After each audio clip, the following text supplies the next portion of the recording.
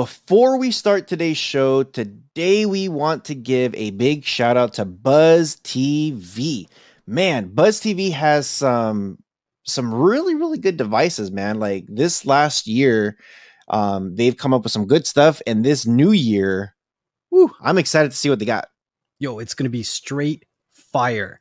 Some devices and features, because I don't want to say one or the other. With Buzz TV, it's hand in hand. They've dropped some fire devices and some amazing features that are always taking things to the next level. So don't forget to check out the description below. You know, no matter where you guys are listening, watching, whatever from, make sure that you guys hit that subscribe button, that like, drop us a comment, and the reviews actually help us a great deal. If you're looking to do anything for us in this year coming and beyond, the reviews help other viewers like yourself find this podcast and enjoy it as well. So thank you guys. And with all that being said, let's start the show.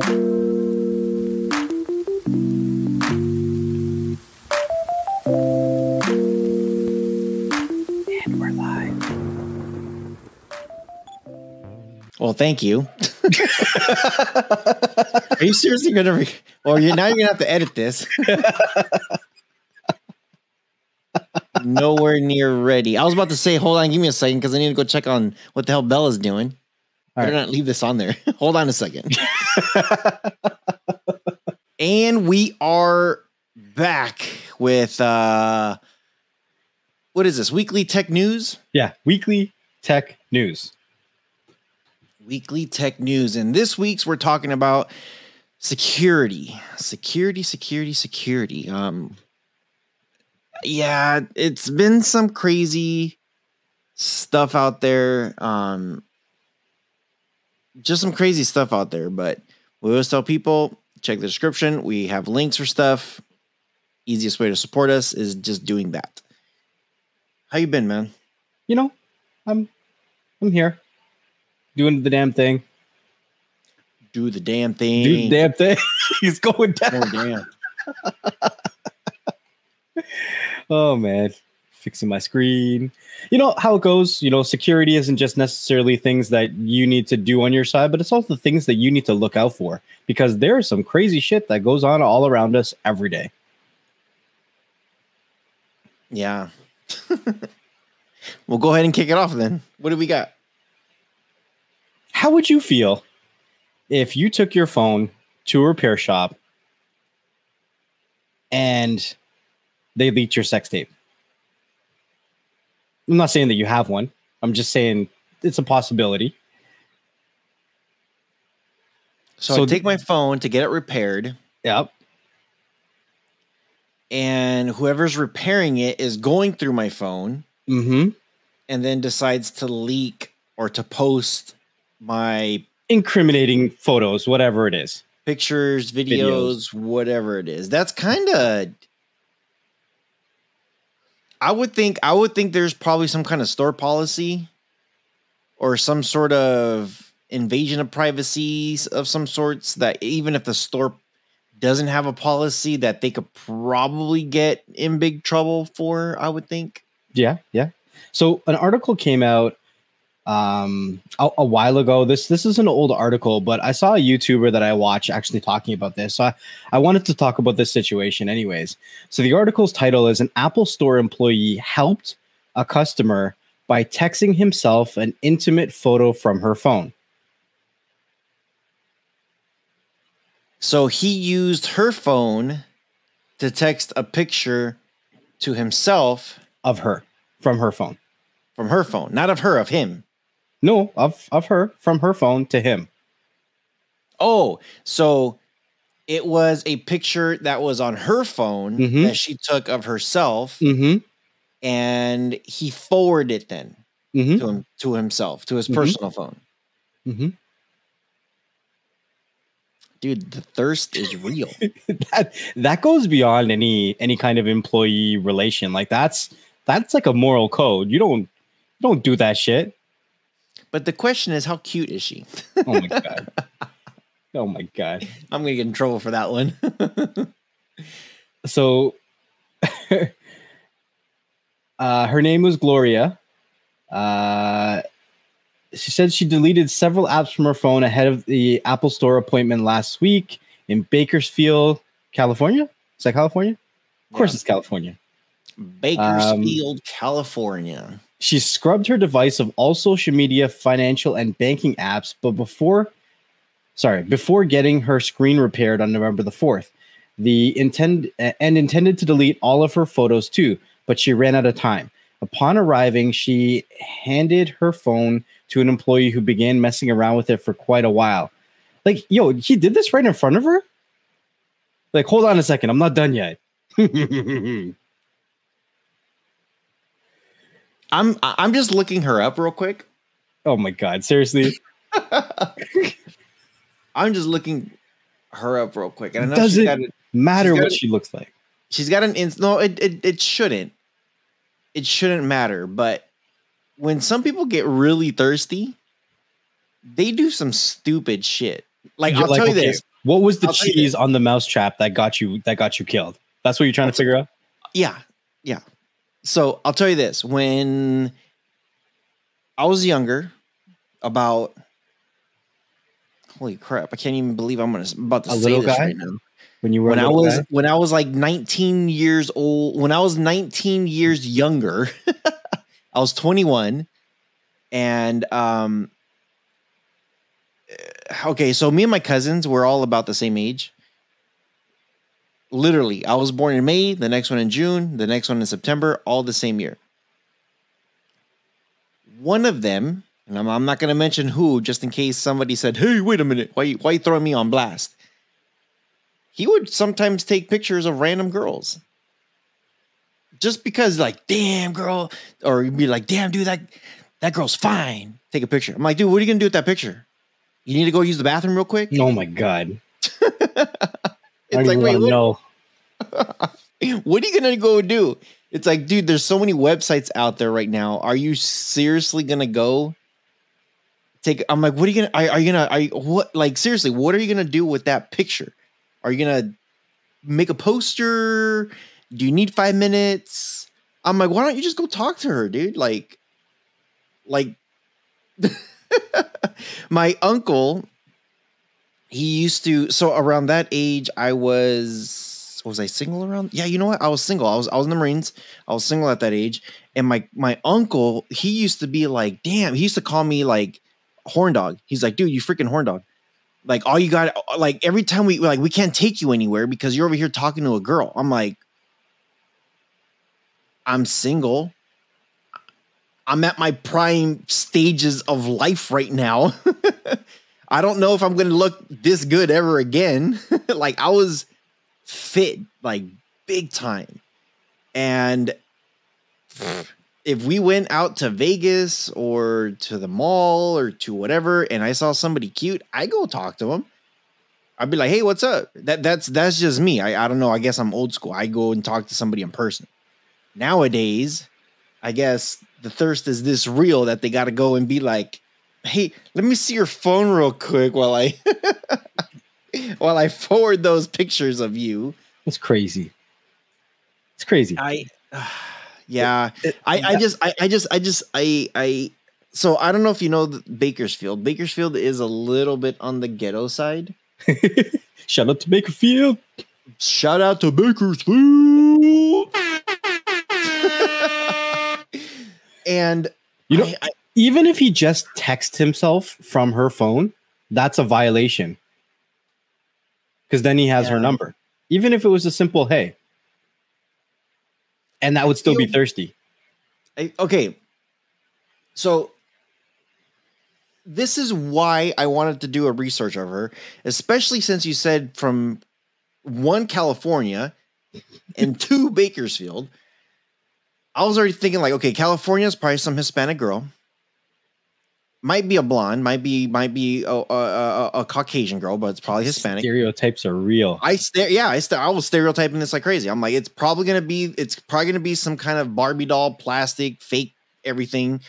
And then when you say Bakersfield, I'm just like, okay, for sure she's Hispanic. And she's probably one of those Telemundo prompter models that are like, here's the weather, you know? So I went to look because I don't know how it is up there in the north, but here and I'm not even saying the lower 48, here in California, and I'm sure there's several states like places out there like Florida, New York, when you go to like Miami, stuff like that, Dallas, sometimes, and this isn't any offense, I'm not trying to be sexist or anything like that. Sometimes women or young girls, like this one in particular, is wearing little skimpy nothing. So I'm not saying it was right for the guy to be like, oh my gosh, this girl's hot, I'm gonna text myself a picture off of her phone. But sometimes these girls, dude, like if you go out walking to the I'm not even talking about the beach, man. If you're out walking to the mall, you'll see some of these, and I'm sorry, hood rats wearing skimpy ass shorts with some kind of freaking tube top barely covering the nips. Sorry, women, if I offended anybody out there, but this is my rant. The whole Me Too movement is coming for you now. They're like, my body, my life, my body, my rules. You can't tell me what to wear. My body. Yeah, dude. No, it's just, I don't know. I don't know. I think for me personally, I know, yes, some women, if they got it and if they want to rock it, go for it. And some women who don't got it still want to rock it. Hey, more power to you, whatever. But if you ain't going to the club and you go to the mall dressed like you're going to the club, and then you got 50 guys over here freaking drooling all over you, it's kind of your fault. It's your fault for having your ass hang out or having whatever hang out. And there's all these guys that are over here just thirsty drooling over you. It will happen. It's just, I don't know what else to say. It will happen in places like Bakersfield. It's gonna happen. It's just, I don't know. I feel for her. I feel bad for her that somebody will do that, especially if you're going into a store and you're trusting that person to fix whatever the issue is, not going through your personal stuff. But I'll leave it alone because I don't know. If I had a daughter, I would be like, hey, you know what? Put this jacket on, put these pants on, put this hat on, roll your hair up like this, dude, put some glasses on. It doesn't work like that, though. Like, how many times have we seen kids change as soon as they leave the house? You can be as strict as you want as a parent, but what they do with themselves is what they do with themselves. Like, you can instill all you want with them. Like, even with my parents, they were pretty locked down when I was growing up, and they didn't really let me do a whole lot of stuff. I would wait until they fall asleep, and I'd leave the house, yo. I'd be like, about peace. You'll put your Daisy Dukes on and then walk out of the house, huh? Strut my ass out that door. Peace out. Man. You go, girl. So what was her name? Gloria? Gloria says, I didn't really pay any mind to it because I just figured he was doing his job, looking into my insurance info or whatever. She wrote to Facebook. Why is she writing to Facebook? He asked for my passcode twice in that time frame, which I at the time didn't think anything of it. Oh, didn't it? Was he staring at the picture too long that it locked itself? The picture in question was taken more than a year ago. She opened the text and instantly wanted to cry. She wrote, "This guy went through my gallery and sent himself one of my extremely personal pictures that I took for my boyfriend, and it had my geolocation on it, so he also knows where she lives." Oh, man. This just gets better and better by the second. He probably didn't even know it had a geolocation on it, but the fact of the matter is a lot of our pictures do, right? That's a setting that can be on by default, right? Yeah. So I don't know, man. Like, I feel like leaks like this, it doesn't have the same kind of weight that it did like 5 years ago. And I think it's because the PORN or the prawn industry is so predominant now. Like, it's everywhere. You could literally Google a single word and some of those results will be prawn results. You know what I mean? Like, I feel like, when we were in high school, if some incriminating evidence like this leaked, it would have stuck around our whole life. But if something happens today, it probably wouldn't last the same amount of time frame. I think that we're starting to get a little desensitized to it. Obviously, if you're the person going through it, it's still going to be impactful for a lot longer than you want it to be impactful. But I think that the people's attention spans are getting shorter and shorter, and they're not having the same kind of, long-lasting gobstopper effects like they once did. Do you think I'm wrong about that? No, not at all. Not at all. They're like, why is everything food? Damn it. Everything's related to food. So, yeah, I don't know. Just be careful out there, you ladies. There's a lot of disgusting men out there. You men, there's some disgusting ladies out there too. There's just people with violent disgusting people out there. Violent intentions. Well, could you sue? And you could sue for that. Hell yeah, dude. You go to Apple. How much are they worth? $2 trillion? Yeah. Okay. You go to Apple and say, fix my phone. And then your employee, I'm not going after the employee. That employee was on the clock. And even if he wasn't, he's an employee and he's in your store, Apple. I don't care if he clocked out or not. If he was clocked in or clocked out, I'm going after Apple and I'm going after a corner of their real estate, dude. The moral of the story is when you take your phone into these places, put incriminating pictures as your wallpaper. You want to see mine?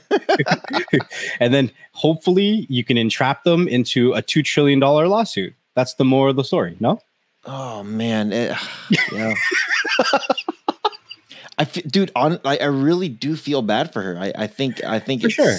I think it sucks, but at the same time, it's you just have to do. And again, I'm just speculating. I don't know if she walked in Daisy Dukes or if she walked in a tracksuit or a blanket over her head. I don't know what she walked in with. But for whatever reason, something triggered for this guy to do whatever, and this guy just might have been a perv. But yeah, just be careful. And if you do give somebody your phone, like typically when I give somebody my phone to do stuff, because I have a lot of stuff that I work with my business, with my work related stuff. So I'm right there, right next to them. Okay, what are you doing? So yeah, just be careful. Just be careful.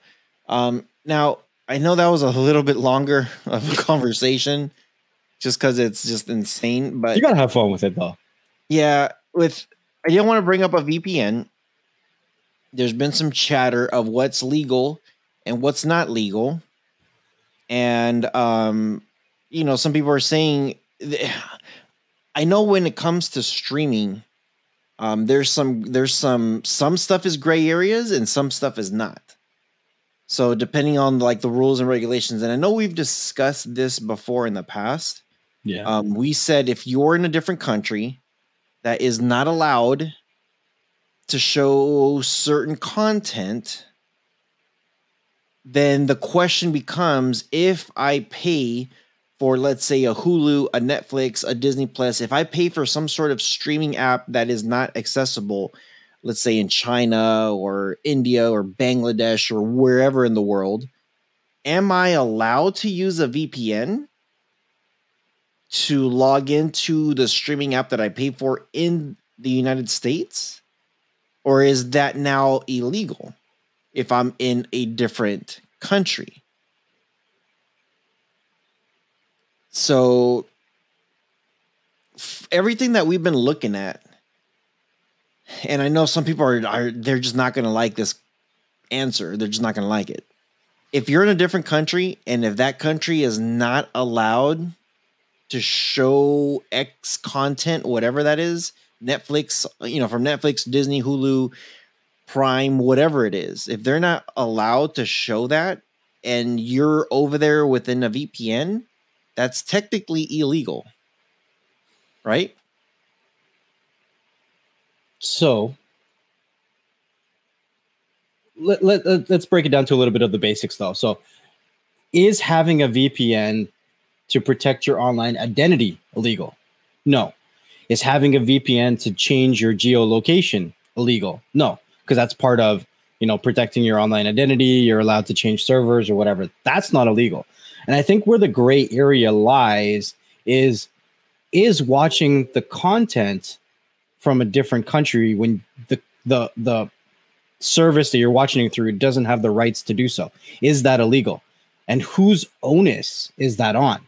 Right. So if you're watching it through Hulu and Netflix, have they done their due diligence to stop things like a VPN from working? Now, some people might say yes, because if you look at services like iPlayer, BBC iPlayer, that one is probably one of the hardest ones to get to work with a VPN. Now, there are a lot of VPNs that work for it, but not all the VPN servers will work. You'll have to find a very specific one and stuff like that, right? So one might say that they are doing their due diligence, but however, there's a lot more VPNs that allow you to change your geolocations to work with these things.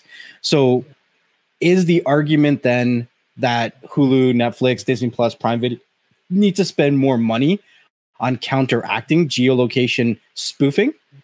Or does the onus get put on to the end user?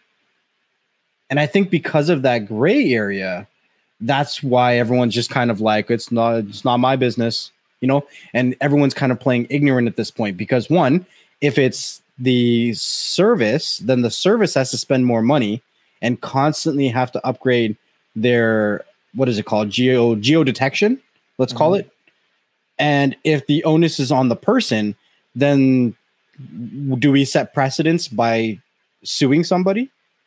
And I think that's very ugly. You don't want to go down that route. So because of those two situations, you're kind of stuck in a very, very gray area. But the actual fact of it is, if the service that you're using doesn't have the rights to, then you are technically doing something that is unlawful. Yep. Yeah, it sucks because it's like I know people pay for certain things and they want to have access to it wherever they go. But there's a difference between having access and having the right. If you buy a DVD, you have a physical copy, you own it, you can do whatever you want with it, right? You are paying for a service like Netflix or whatever streaming service you have. You are paying for access and not the rights to it, right? And those access comes with the terms and conditions. Yeah.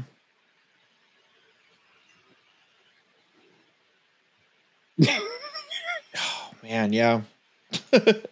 It's just difficult because it's like I know for me, for when I travel, I like to have access to my stuff. Mm-hmm. So if I want, like I fly, well, I used to fly a lot when, pre freaking pandemic. So now that I can't even say post pandemic because we're still freaking in pandemic. Yeah. But once we do get to post, and we're trying to, I don't even know, once we're trying to get back to normal, I like to sit on the plane and watch a movie, and I don't want to go and pay whatever fees that they want to charge in those planes. Sometimes they do have free stuff, but like you said, I like to pre-plan a lot of my stuff. So I'll have a jump drive and stuff that movies and DVDs that I've paid for. They'll give you a code that you could download a digital copy.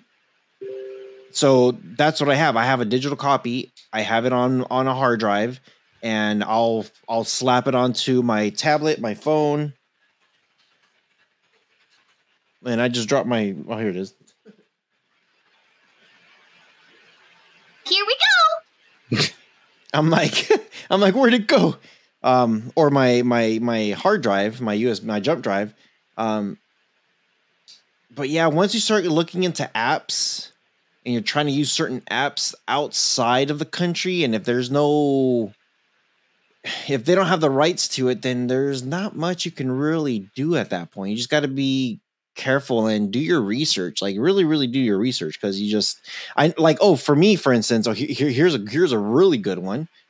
I was in China and I couldn't get on Facebook. Yeah, I remember this story. Yeah, remember that? Yeah. And the other thing is, when I logged into their Wi-Fi, I was getting ads in Chinese. You're like, if you're going to advertise, at least translate it for me. Dude, yeah.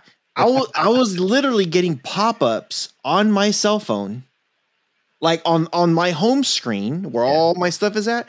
I would get a pop-up that would either take the entire screen or half of the screen. It was a good chunk of real estate. And it also happened to me in China. I'm sorry, in Hong Kong. And it also happened to me in Japan. I was in a different country. I don't know if I told you this story.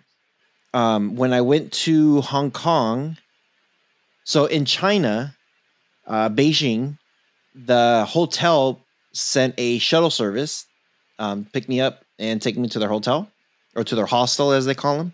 Yeah. And same thing on, when I was leaving, they sent me right back.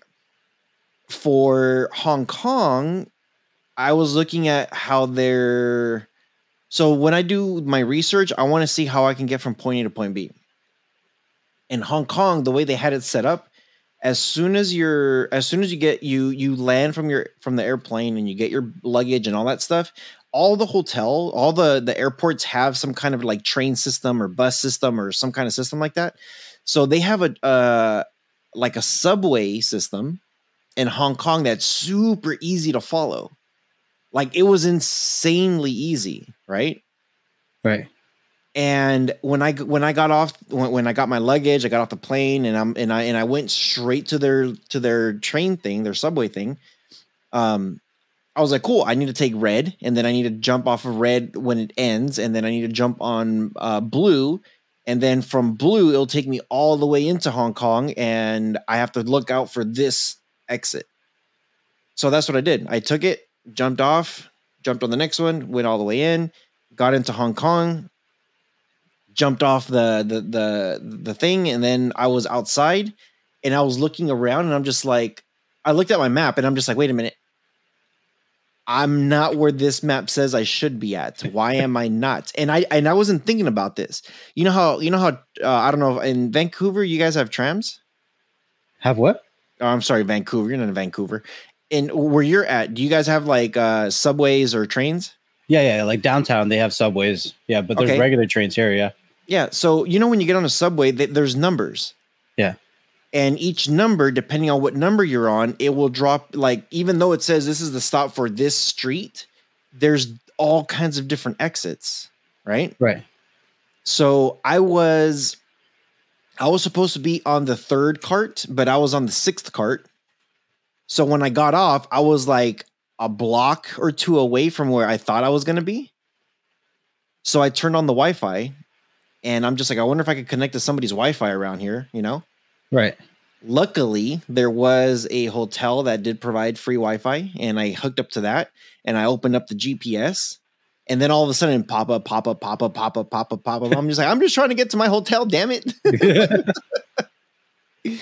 So, just moral of the story is, when you're using a VPN, be sure you're doing it legally, and just be careful. Read the fine print. Just read the fine print. I mean, if you're using a VPN to bypass something, just do a little research as to why you need to bypass something in the first place, right? So understand what you're doing and why you're doing it. That's it. Do your research, right? We're not telling you what to do or what to do with your money or what to buy or how not to use something. Majority of the world uses a VPN for some kind of geolocation, whatever, because people want full access to whatever is available on the internet, right? We're just telling you, be mindful, be aware, understand the reasons why you have to jump those hoops. Yeah, exactly.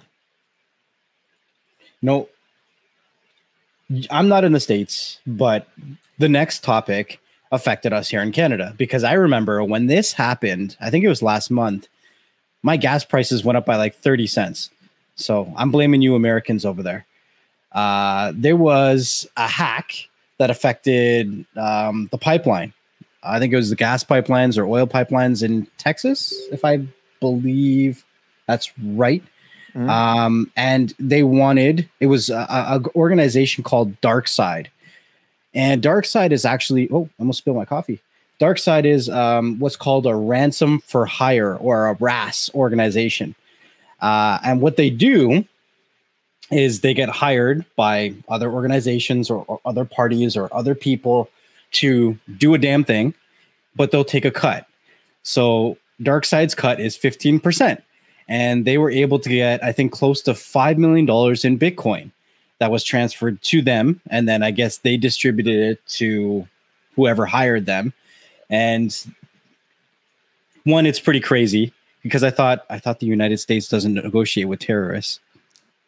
I thought so too, but because it was like the news was pretty crazy. So it came out and I'm like, okay, this is going to be whatever. They're going to figure out a way around it. They're not going to pay them. Like something's going to happen, right? That's what I thought in my head. And then it was like a few days, an article comes up. The U.S. has paid them $5 million. I'm like, whoa. The U.S. did what? That doesn't sound like them. Were you surprised that they actually paid the ransomware? It tells me that there's something really serious happening. Right? If they did that. Yeah. But I'm pretty sure they're going to get that money back, though. Well, an article came out this week, and it says that the feds recovered millions from a pipeline ransom hackers. It says a Russian ransomware hacker hacked into the Colonial Pipeline in May as a part of the months-long crime spree leading the company to shut down operations. So they got back millions, but key word is they didn't get back all. So the FBI was able to seize control of DarkSide's proceeds by gaining access to the central account holding 63.7 Bitcoins worth around 2.3 million. You know what's funny? When DarkSide did this, Bitcoin was up. A month ago, Bitcoin was popping. That's 63 Bitcoins would have been worth a lot more than 2.3 million. I'll tell you what. Not right now. Not right now. That's crazy, man. So it says DarkSide hacked into a Colonial in May as a part of a month-long crime spree, leading the company to shut down operations. The group demanded 4.4 million in ransom. I wonder how these places come up with these numbers. I'm gonna shut you down for $649 billion. Like, why can't you just round it to 4 or 5 or 4.5 even? Like, why 4.4? What is the significance of these numbers? Yeah. What are you trying to tell me? Right? It said which the company quickly paid. So that tells me that these people should be hiring DarkSide. Like, they need people that are smarter on their side. Well, if they're the Russians attacking, then they're like, here you go. It's crazy. So today we turned the tables on DarkSide. Deputy Attorney General said in the news conference, ransomware attacks are always unacceptable, but when they target critical infrastructures, we will spare no effort in our response. It's crazy, man. I don't know. So another article I was reading was saying that they got back everything but the 15%.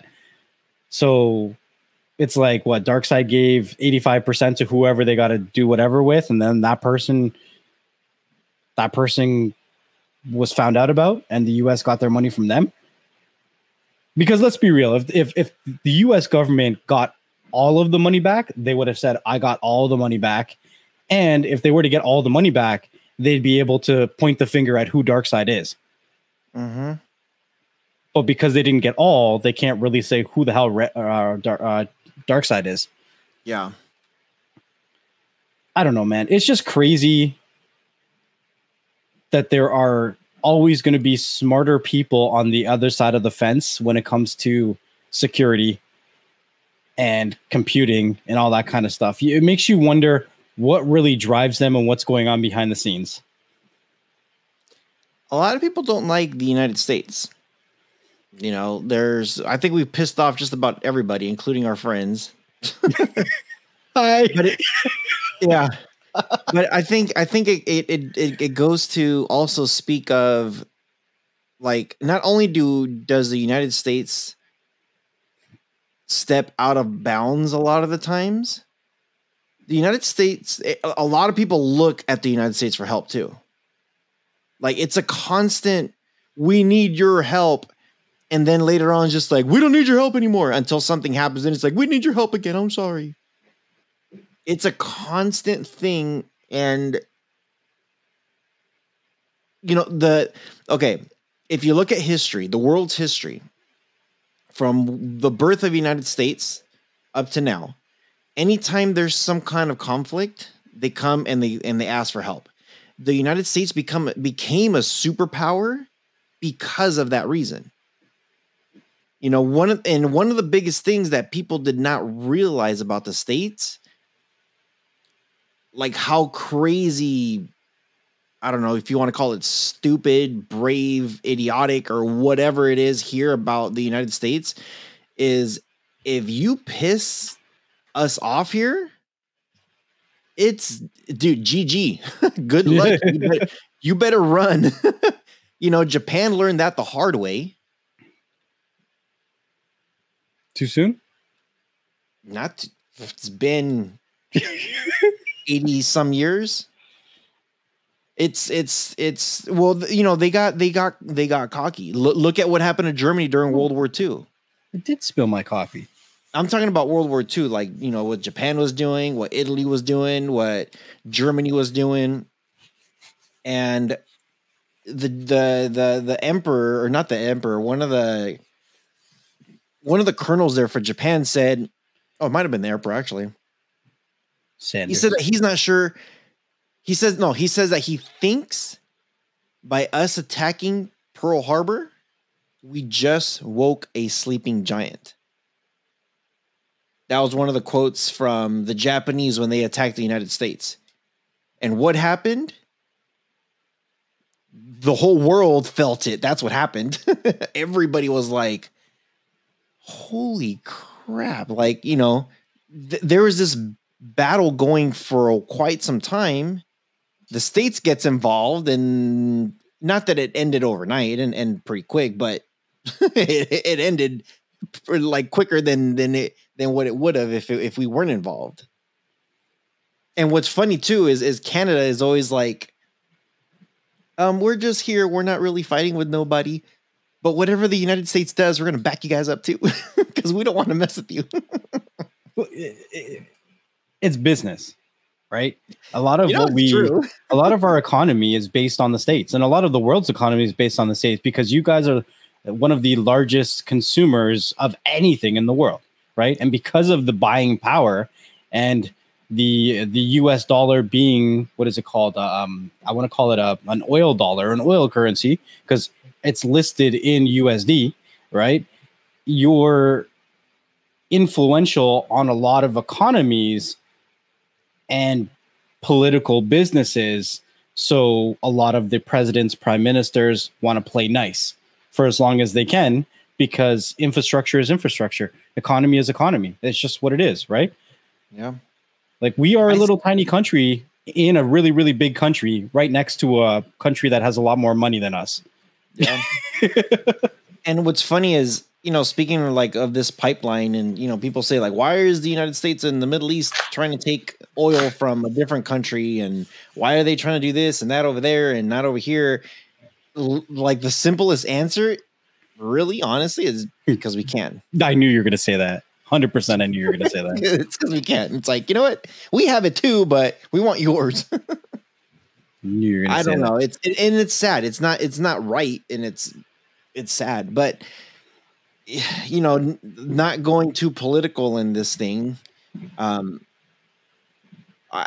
honestly do think if something were to happen drastically here with the States, it's like something like this whole pipeline thing that they just said, you know what, here, just take it. Like, whatever it was, it must have been something really serious, because, like, dude, if, like, I call it the three powers that could literally screw the world up if they got together, and they have the military size to do it, to take over.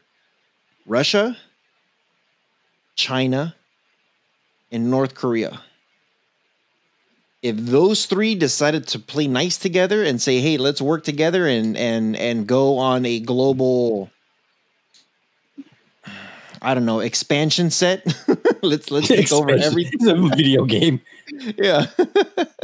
let's freaking let's take over. I think those three scare, and it will be a scary situation. It'll be a very, like, everybody go find a cave and hide. It would be some scary stuff. And I don't know, maybe this pipeline thing, it was too close to home and they were just like, let's just pay it.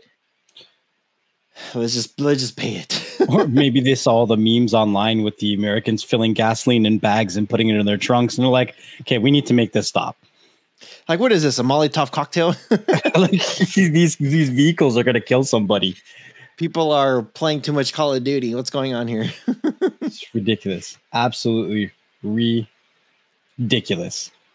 So I wanted to touch on this one on password data breaching. This just came out literally like days ago. The largest password data breach in history. And it's not talking about of this year, of last year, of a few years ago. This is the largest password data breach in history, has been leaked online. This is nuts. So back in 2009, threat actors hacked into the website servers of a social app called RockU, which I've never heard of this. And how is it, like, it's strange that something is so big that we haven't even heard of. Right. I had never heard of this RockU thing. So I guess they were accessing it over 32 million user passwords stored in plain text. 32 million is a lot of people. Yo, that's like the population of Canada. Dude. A lot of people. So what appears to happen was the largest data breach in history. Attackers have compromised 262 times as many passwords, with 3.2 billion leaked passwords from multiple databases. This attack has been dubbed RockU 2021. Again, I've never heard of this RockU thing. I just tried rocku.com and it doesn't go anywhere. It's broken. So maybe it's down. Just search RockU. Oh, dude, RockU 2021 is the first thing that comes out. It's saying it's the largest ever password leaked. And it was there's talking about 8.4. Oh, no. Yeah. If you go to the GitHub, it has a list of all the passwords. Dude, compilation leaks between 8.4 billion and 82 billion passwords. Yo, the GitHub text file is like 133 megabytes for a text file. That's freaking huge. This is nuts, man. So, of course, they're talking about a two-factor authentication, making sure your accounts have certain things like that, so that way you should be good to go. The one thing that we talk about when it comes to passwords is make sure when you do create a password, you don't make it easy. I wouldn't even make a username that's easy. I just wouldn't. I also would try to tell a story within your username and our password. So most people's password or usernames are like emails. It could be like John Smith 1981 at yahoo.com. And there you go. That's first name, last name, year they were born. Maybe it could be John Smith at whatever. And it's people like to use their names just because it seems a little bit more professional and easier. Back in the day, people used to put little funny things like Curious George at yahoo.com. So when it comes to passwords, though, I would suggest creating some sort of story to it. So that way it's easy, because people sometimes don't like to use the capital I, lowercase L, number 1, so make a story out of it. So Rock You 2021, this is how I would do it. If I was to do if I was to do some kind of password off of that Rock You 2021, 2021, obviously that's easy. Mhm. You could do 2, you could do an uppercase 0. With the second 2, you could put the letter S, and with the number 1, you could put a lowercase letter L. With Rock You just be creative. And the biggest things I would do is, it's almost like, remember how back in the day when people used to have the pagers and they used to text hello with numbers? What was it? It was 0, LL, the letter E, The 8s. number 4. Yeah, they used to say hello. Not the letter E. It used to be 0, 1, 1, 3, 4, and if you turn it upside down, it'd say hello. Yeah. And 8 was a B. Yeah. So like it's almost like you have to think of how people used to do it back then. And I know nowadays our youth, our next generation that's coming up right now, they're just like, what the hell's a pager? Like, what the hell how do I create numbers into letters and vice versa? Like, be very creative when you are creating your passwords. And I know there's websites out there that you can just copy paste and figure out what a password is. Most of the time people don't have time to do that. They look at something, they're like, oh, look, password is password. And they put it in. Or the password is 1, 2, 3, 4, 5. Cool, they put it in. So yeah, just be careful. This is a hell of a lot of passwords, and try to be a little bit complicated. Try to tell a story so you don't forget. And hopefully that helps. Hopefully. We will rock you. That's my username password, I swear. Oh man. All right, what's next then? So EA is investigating a data breach. And this one's interesting because I was like, at first I was like, people pirate games all the time. No, this is different. Video game publisher EA, or Electronic Arts, says that on Thursday it was investigating a recent incident of intrusion into its network where a limited amount of game source code and related tools were stolen. The actual source code to create the games. Vice's Motherboard earlier reported that hackers had stolen a wealth of data, including source codes for the popular FIFA 21 and source code tools for the Frostbite engine and software development toolset for gaming creators. So basically, any title that was created by EA, they now have the tools to create, if not the same thing, something similar. Well, then it would be copyright infringement if somebody were to copy the same thing or something similar. Because we've seen apps copy other apps that get sued. But the thing is, with source codes, most of that code is written in files and whatnot, like within a CD, or if it's a digital copy, whatever that digital copy is. Can't you just download that file on, again, a jump drive and then open it up on your computer using Dreamweaver or Notepad++? And see what the code is anyway. Or is that code stored somewhere else that you can't have access to? Well, this is the creation engines. It's not just the source code. It's the engines that are used to build the actual infrastructure of the game. Like, you see how, like, how do I put this easy? Like your environments when you're in a game, how it's reacting and how it's moving all around you. Like, those are all based on engines. So the coding for all of that and how the engines work, they now have access to it. So it's a little bit more than if you press trigger, it shoots. You know what I mean? So this is like code that's being stored on servers. I would listen. I'm not that smart, but I'm going to go with yes. I am not that smart. I would think because yeah, dude. Because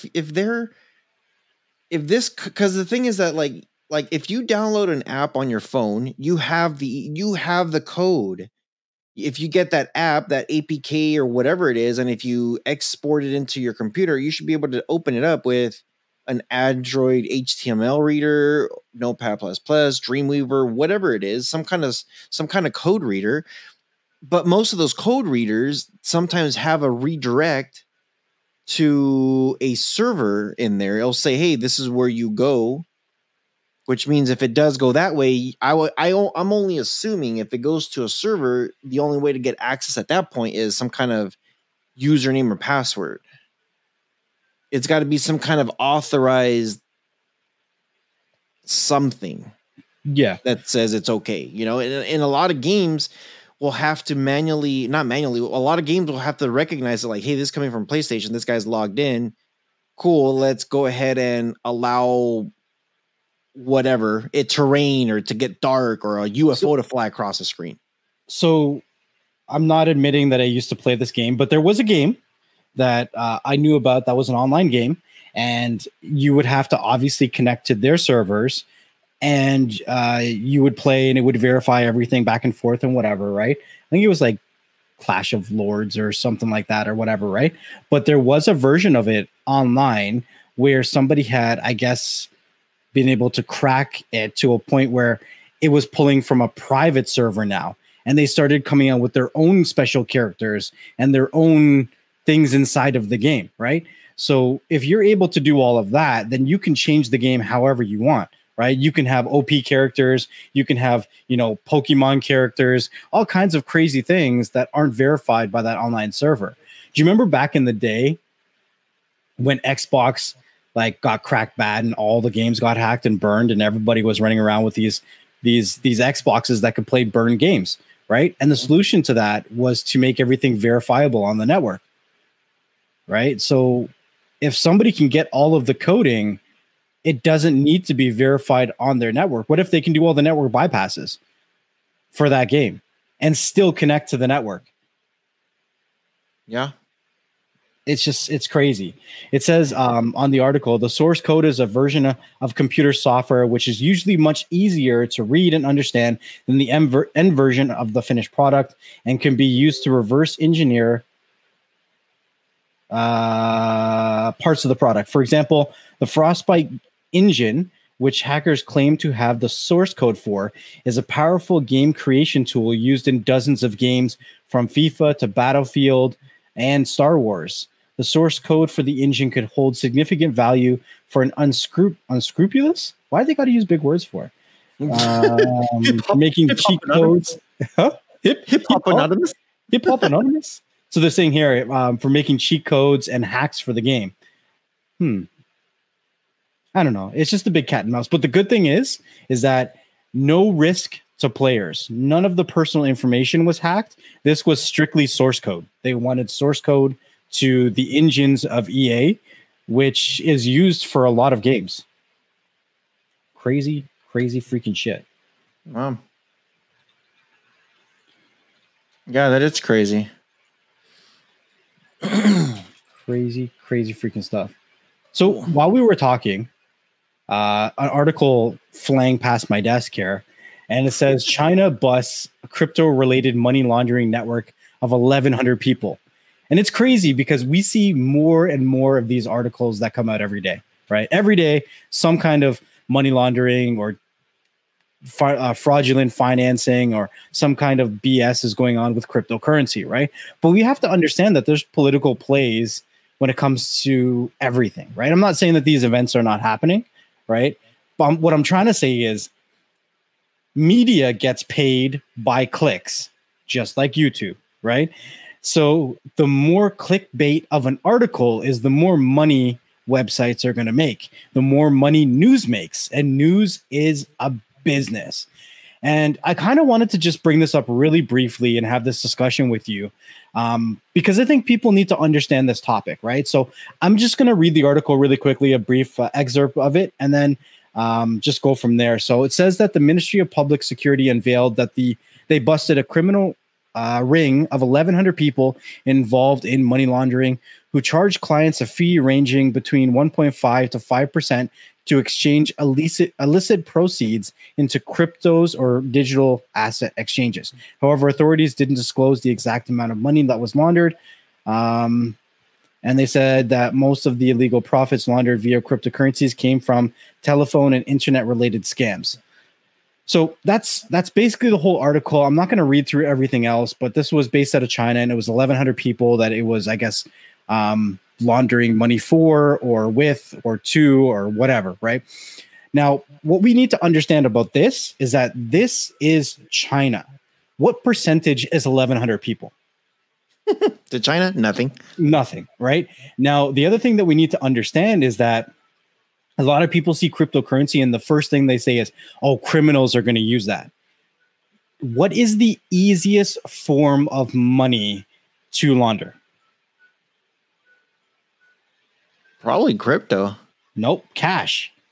There's no serial numbers. There's nothing tracing you, right? So if people want to say that cryptocurrency is easier to launder money than actual cash, they're delusional, like strictly delusional, because irregardless what happens with cryptocurrency, there is a ledger that's on a blockchain. It may not have your name to it, but it shows what's come in, what's gone out, where it's gone to. With cash, you don't know where that money got to before you. I mean, shit, they track this shit down. They say it's got fecal matter on it. It's got cocaine on it. Like the most or the biggest thing that's used for money laundering is cash. And as much as they want to slap cryptocurrency in the face, it will never be like cash when it comes to money laundering. And that's a fact. A lot of the money that was passed to, I'm talking legitimate, like physical dollars. I would almost say that every freaking dollar bill has gone through some kind of illegitimate sale, some way, somehow. Yeah. So I just wanted to bring that up really, really briefly and just tell people when they see articles like this, take it with a grain of salt, because there is a lot of, I think there's more ways of verifying transactions. There's more ways of tracking transactions when it comes to crypto, even though it's decentralized, than there is with actual cash. And cash will always be king when it comes to laundering finances, right? But I mean, when it comes to crypto, it's another way that people will try to take cash or illicit ways and turn it into real money. For sure. Everyone tries to do something somehow, right? But the king of everything will always be cash. As long as cash is accepted somewhere, there is going to be somebody that's trying to make it illicitly. Yep. Crazy. That's nuts, man. Well, I hope you guys have enjoyed this episode of Weekly Tech News and all about the security stuff. Yeah, there's just so much crap out there going on. So make sure you guys are, for one, staying protected. Two, keeping your, just keep your ears open on what's happening out there, because you never know. And change those passwords. Change those passwords. Anything you got to say before we get out of here? You know what I always say, man? We are gearing up. This is the month before our anniversary. So I just want to say, thank you guys for supporting us for this year. I think this is our 148th podcast. It's been a crazy run. We're doing 3 episodes a week. So wherever you guys are listening to us or watching us, if it's on the Spotify, Apple, iTunes, Google Play, wherever the heck you guys listen to us, make sure to continue to leave those reviews and those comments and all that kind of good stuff, because it does help the algorithm recommend us to other people like yourself that want to enjoy this content but can't find us yet. For sure. Yeah. And make sure you guys do leave us a review, smash that thumbs up. Give us some feedback on what you guys think about this episode. We're trying to do things just slightly different. And Thursdays. Stay tuned. Yeah, Thursdays. We got Thursdays live shows. So make sure you guys do come over here to the good old YouTube. Say what's up. We'd like to shout you guys out when you guys do come out here. So yeah, all that being said, we'll see you guys on the next one. Peace.